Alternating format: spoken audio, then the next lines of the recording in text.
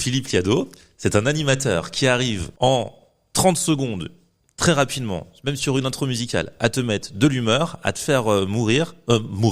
J'ai deux métiers. Merci Philippe. J'enterre les gens aussi.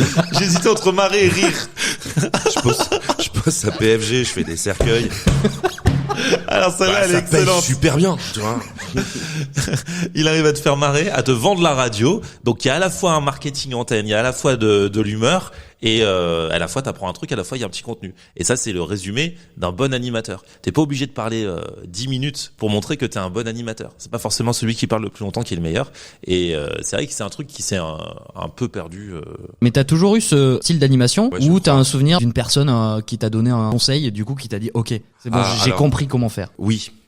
Quand je suis arrivé par exemple à Nostalgie, j'ai changé de style d'animation. Je ne sais pas pourquoi. Quand je regarde Nostalgie avant d'y arriver, ça me fout les jetons en fait. Je vois une énorme radio et je me dis, j'ai pas ma place sur cette radio-là, donc je vais faire calme au début.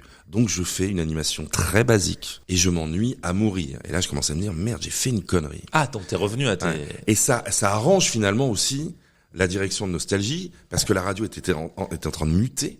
Donc d'avoir un animateur un peu plus calme que celui de Rire et Chanson, ça arrange parce que quand tu prends Monsieur Philippe de Rire et Chanson qui arrive à Nostalgie sans prétention, ça a foutu un coup d'éclat dans le métier. Qu'est-ce qu'ils ont été chercher ce charlot? Et je lui rends hommage, un directeur d'antenne d'RFM à l'époque, Stéphane Bosque, avec qui on a une longue histoire parce que c'est un ancien directeur d'antenne de Nostalgie et qui avait voulu me faire venir à Nostalgie à l'époque et qui m'écrit, je t'écoute à Nostalgie, t'as fait un bon choix. Si tu ne fais pas du Philippe Liado, tu vas te planter. Et j'aurais dû garder ce SMS, ça m'a explosé la tête et je dis, mec, t'es en train de faire une bêtise. Et du jour au lendemain, j'ai repris mon animation. Okay. Il m'a enclenché.